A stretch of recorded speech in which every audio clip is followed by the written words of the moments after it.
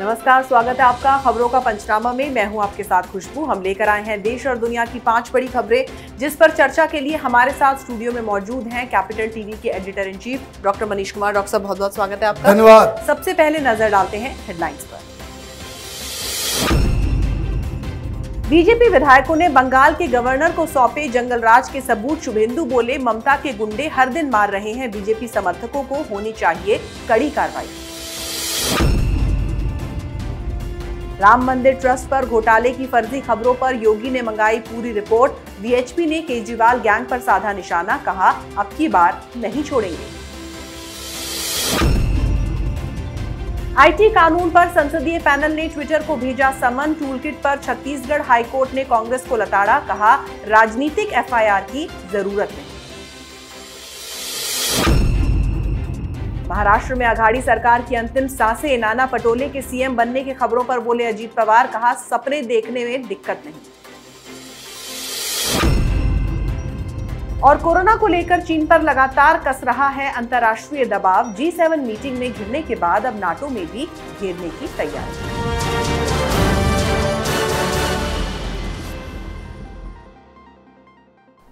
पहली खबर बंगाल के जंगल राज की। बंगाल में बीजेपी के विधायकों ने राज्यपाल जगदीप धनखड़ से मिलकर वहां हो रही हिंसा की पूरी जानकारी दी। बंगाल बीजेपी विधायक दल के नेता शुभेंदु अधिकारी ने बताया कि राज्य में हर दिन एक बीजेपी कार्यकर्ता की हत्या की जा रही है और महिलाओं के साथ बलात्कार हो रहा है। शुभेंदु ने बाकायदा दस्तावेज देकर गवर्नर को इस मामले से कड़ी कार्रवाई की मांग की है। डॉक्टर साहब, बंगाल के जो हालात है, क्या वहां पर राष्ट्रपति शासन नहीं लगना चाहिए? देखिए, जो हालात है वो राष्ट्रपति शासन से भी बदतर है। कुछ और लगाया जा सकता है, उसकी व्यवस्था है नहीं संविधान में, लेकिन राष्ट्रपति शासन तो बहुत पहले ही लगा देनी चाहिए। अब हो क्या रहा है, इस वक्त जो धनखड़ साहब हैं, गवर्नर साहब, वो दिल्ली आ चुके हैं और वो दिल्ली के अंदर 2 दिन रहने वाले हैं, जिसमें प्रधानमंत्री, गृह मंत्री और राष्ट्रपति से वो मिलेंगे। वो रिपोर्ट लेकर के आ रहे हैं जो वहाँ की वस्तु स्थिति है कि किस तरीके से वहाँ पे ममता बनर्जी की खूनी सरकार लोगों पर अत्याचार कर रही है, बस इस बात के लिए कि जिन लोगों ने भारतीय जनता पार्टी का समर्थन दिया या फिर उसके लिए काम किया, उसको सबक सिखाने की कोशिश की जा रही है। सवेरे शुभेंदु अधिकारी ने मुलाकात की थी गवर्नर साहब से और एक रिपोर्ट सबूत के साथ पेश किया, जिसमें उन्होंने बताया कि 300 से ज़्यादा महिलाओं के साथ वहाँ मोलेस्टेशन हो चुका है जो बीजेपी के समर्थन में थे। 26 महिलाओं के साथ बलात्कार, गैंग रेप जैसी घटनाएं हुई हैं और अब तक 40 बीजेपी कार्यकर्ताओं की हत्या कर दी गई है जब से ये चुनाव के नतीजे आए हैं।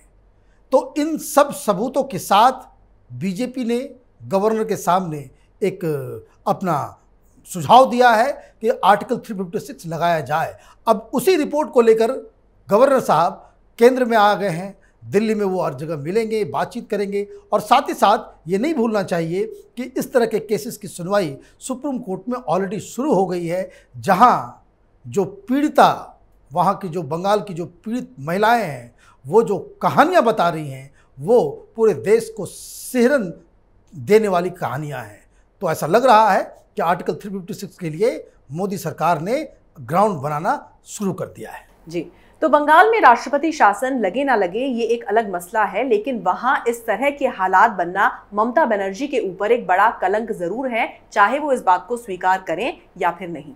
अगली खबर राम मंदिर ट्रस्ट पर लगे झूठे आरोपों को लेकर। केजरीवाल गैंग की तरफ से जमीन खरीद में घोटाले के आरोपों के बाद से विश्व हिंदू परिषद के तेवर सख्त हैं और उनकी तरफ से कहा गया है कि इस मामले में अब कोई नरमी नहीं बरतेंगे।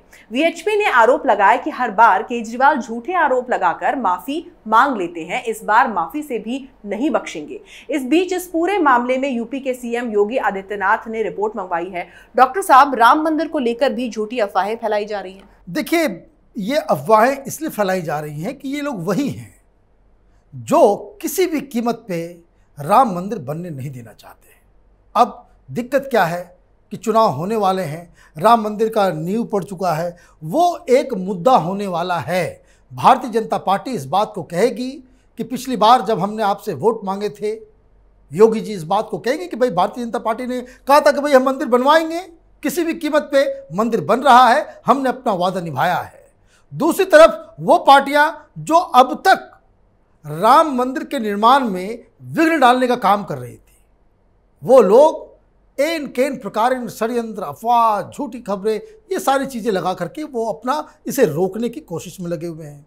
अब मुख्यमंत्री तो मुख्यमंत्री जी हैं, योगी आदित्यनाथ तो ऐसे छोड़ने वाले नहीं। उन्होंने रिपोर्ट मंगवाया है, रिपोर्ट को वो बाकायदा उससे लीगल ओपिनियन लेंगे। और जो लोग इस तरह की अफवाहें, दरअसल ये अफवाह नहीं, हिंदुओं की आस्था का मखौल उड़ाने के लिए ये विपक्षी पार्टियां कि किस तरीके से मुस्लिम वोटों को इम्प्रेस किया जाए ताकि उनके पास जो है मुस्लिम वोट आ जाए, ये घृणित राजनीति पे उतारू हैं। तो वीएचपी ने आज चेतावनी दी है कि इस बार, जैसे केजरीवाल की आदत है, ये संजय सिंह वगैरह क्या है, ये सब भगोड़े किस्म के लोग हैं, आरोप लगा देते हैं, प्रेस कॉन्फ्रेंस कर देते हैं, और जब कोर्ट में मसला जाता है इनके पास सबूत नहीं है। अगर इनके पास सबूत होता ये कोर्ट चले जाएं। अगर कोई घोटाला हुआ है आप कोर्ट चले जाएं, कई सारे लोग जाते हैं। अब तक तो इन लोगों को चला जाना चाहिए था, लेकिन ये कोर्ट नहीं जाएंगे, इसके ऊपर राजनीति करेंगे। और इसीलिए ये जो एक्शन लिया जा रहा है ये फौरन, हिंदुओं की आस्था कोई मजाक की चीज़ नहीं है। राम मंदिर के ऊपर आप झूठे आरोप लगाओगे, आपका ठिकाना तिहाड़ जेल के अंदर होना चाहिए। ये तमाशा बंद होना चाहिए। जी, तो हमारे देश का जो लेफ्ट लिबरल कबाल है, मंदिर की नींव डलने पर उसे इतनी दिक्कत हो रही है, इतनी मिर्ची लग रही है, जब मंदिर बनकर तैयार हो जाएगा तो वो किसी को मुंह दिखाने लायक ही नहीं रहेंगे। अब बात ट्विटर और टूलकिट की। भारत के आईटी कानूनों को मानने में आनाकानी करने वाले ट्विटर को अब संसदीय पैनल का सामना करना पड़ेगा। पैनल ने ट्विटर को 18 जून को हाजिर होने का समन जारी किया है। दूसरी तरफ टूलकिट को लेकर डर्टी पॉलिटिक्स करने वाली कांग्रेस को छत्तीसगढ़ हाईकोर्ट ने जोरदार लताड़ लगाई है। कोर्ट ने रमन सिंह और संबित पात्रा पर दर्ज एफआईआर को राजनीति से प्रेरित बताया है और उसे फौरन खारिज करने को कहा है। डॉक्टर साहब, ये टूलकिट गैंग तो अब कानून की नजर में भी बेनकाब हो जाएगा। देखिए, ये लोग अफवाह फैलाने वाले लोग हैं। जब आप राजनीतिक तौर पे हार जाते हैं, जब आपका लीडर बौना हो, जब आपके लीडर के पास राजनीति करने की कला नहीं हो, तो आप क्या करते हैं? आप देखिए किस तरीके से इन लोगों ने यही एफआईआर करने का, कांग्रेस पार्टी एक नया शौक इन लोगों ने पैदा कर लिया है।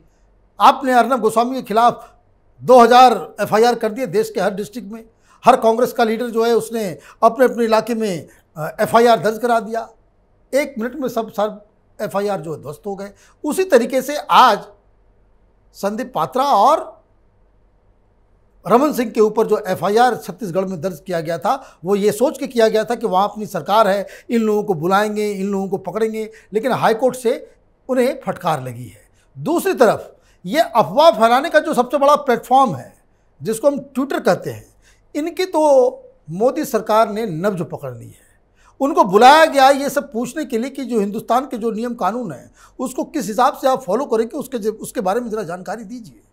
हिंदुस्तान के कानून के हिसाब से चाइल्ड पोर्नोग्राफी बैन है, पोर्नोग्राफी बैन है, और ट्विटर का इस्तेमाल प्रोस्टिट्यूशन से लेकर के ड्रग सप्लाई से लेकर के ये सारे इलीगल काम में होते हैं। सरकार सही रास्ते पे जा रही है। ये विदेशी कंपनियां सोशल मीडिया के नाम पे हिंदुस्तान की राजनीति में नाक घुसेड़ें, हिंदुस्तान के समाज में जहर घोलने का काम करें, ये तो बर्दाश्त नहीं किया जाना चाहिए।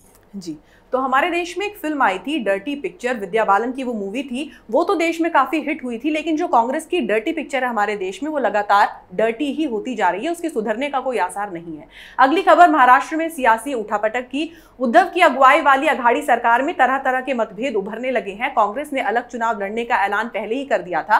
अब खबर ये आने लगी है कि नाना पटोले सीएम बनना चाहते हैं। ये बात जब राज्य के डिप्टी सीएम अजीत पवार से पूछी गई तो उन्होंने व्यंग्य में कहा कि सपना देखने का अधिकार तो सबको है। इस बीच शरद पवार से देवेंद्र फडणवीस की मुलाकात से अटकलों का बाजार एक बार फिर से गर्म हो गया है। डॉक्टर साहब, अघाड़ी तो जाएगी ये स्पष्ट है, पर आगे क्या होगा? देखिए, आगे तो ये समझ भी नहीं आ रहा है कि ये सरकार अब तक टिकी हुई कैसे है। आप कह रहे हो कांग्रेस पार्टी कि हम अकेले लड़ेंगे, ये तो अलायंस परमानेंट नहीं है, टेम्पररी है। स्थानीय निकाय में जो चुनाव होंगे उसमें कांग्रेस पार्टी अकेली लड़ेगी। किसके खिलाफ लड़ेगी? तो शिवसेना के खिलाफ लड़ेगी, एनसीपी के खिलाफ लड़ेगी। विधानसभा के चुनाव होंगे तो उसमें भी कांग्रेस पार्टी कह रही मैं अकेली लड़ूंगी। अब सोनिया और प्रियंका की इस स्ट्रेटजी से इनको लड़ना किससे पड़ेगा? तो वो शिवसेना से लड़ना पड़ेगा और एनसीपी से लड़ना पड़ेगा। बीजेपी से तो लोग वैसे ही आप लड़ रहे हो। तो भाई, आप जब अपने ही सहयोगी अपनी ही सरकार की पार्टियों से आपस में भिड़ने का आपने ऐलान कर दिया है, तो आप अब तक वहां बने क्यों हो? ये कांग्रेस पार्टी की मूर्खता है कि आप इस तरह के बयान देने के बावजूद उस सरकार में आप शामिल हो जिस सरकार में बाकी की दो पार्टियां भारतीय जनता पार्टी के सामने मिन्नतें कर रही हो कि हमारे साथ मिलकर सरकार बना लो, चाहे वो शिवसेना हो चाहे वो एनसीपी है। बीजेपी को तय करना है कि उन्हें इलेक्शन चाहिए या फिर ये जो दोनों डिस्क्रेडिटेड पार्टियां हैं शिवसेना और एनसीपी, उनमें से किसी एक के साथ हाथ मिलाना है। सिचुएशन यहीं पे है। ये सरकार for all practical purposes is over. Alliance खत्म हो चुका है, अब सिर्फ जो कह सकते हैं खंडर बाकी है। That's it. जी, तो कांग्रेस इस तरह का रवैया दिखाए, इसमें जो है कोई ताज्जुब नहीं होना चाहिए, क्योंकि कांग्रेस के हिपोक्राइट नेचर के बारे में सबको पता है। वो कहती कुछ है, करती कुछ है। आखिरी खबर चीन को लेकर, अपनी चालबाजियों को लेकर चीन अब दुनिया भर में बेनकाब हो चुका है और तमाम देश अब उस पर नकेल कसने की तैयारी में है। G7 में चीन को घेरने के बाद अब नाटो सम्मेलन में भी चीन पर शिकंजा कसने की तैयारी चल रही है। डॉक्टर साहब, इतने के बाद भी चीन सुधरेगा या फिर नहीं? देखिए, चीन सुधरे या ना सुधरे ये तो अलग कहानी है। दुनिया को इंटरेस्ट नहीं है इस बात में कि चीन सुधर जाए। दुनिया को इस बात में इंटरेस्ट होना चाहिए कि कोरोना की वजह से पूरी दुनिया भर की जो इकॉनमी गई, लाखों लोगों की जो मौत हुई, उसका जिम्मेदार कौन है। और अगर चीन है तो चीन से उससे हिसाब किताब करना, उनसे बाकायदा अकाउंटेबिलिटी लेना, ये दुनिया भर के देशों की जिम्मेदारी है। G7 हो या नाटो हो, ये लोग डेमोक्रेटिक कंट्रीज़ हैं। यहाँ की जो सरकारें हैं उनको अपनी जनता को जवाब देना है। जनता वहाँ से सवाल पूछ रही है कि किस वजह से उनके नज़दीकी, उनके परिवार के लोगों ने जान दी, आखिर इसके लिए कौन गुनहगार है। अब जिस तरह से रिसर्च आ रहे हैं सामने, जिस तरह के खुलासे हो रहे हैं, इससे साफ साफ लग रहा है कि चीन ने इस कोरोना को एक बायोलॉजिकल वेपन की तरह इस्तेमाल किया है। तो आपने अपने वेपन को तो चला दिया, लेकिन बाकी दुनिया जो है अब वो अपना बदला कैसे लेगी चीन से, उसी की तैयारी शुरू हो गई है। डॉक्टर साहब, बहुत बहुत शुक्रिया इस तमाम जानकारी के लिए। धन्यवाद। तो चीन के साथ क्या होगा ये तो पता नहीं, लेकिन हमारे देश के अंदर जो चीन के दलाल बैठे हैं उनका जीना मुश्किल जरूर हो जाएगा। तो खबरों का पंचनामा में आज के लिए बस इतना ही। अगर आपको हमारा वीडियो पसंद आया तो इसे लाइक करें, शेयर करें और कैपिटल टीवी को सब्सक्राइब करें। नमस्कार।